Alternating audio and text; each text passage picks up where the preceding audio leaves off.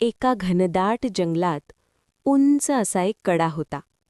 त्या कड्यावर एक लहानशी शेळी चरत होती. अचानक तिचा पाय घसरला आणि ती कड्याच्या टोकावर अडकली. खाली पाहते तर काय, भुकेला सिंह तिथे उभा होता. सिंह गरजत म्हणाला, "आता तू माझ्या तावडीत आहेस. खाली ये, मी तुला खाऊन टाकीन."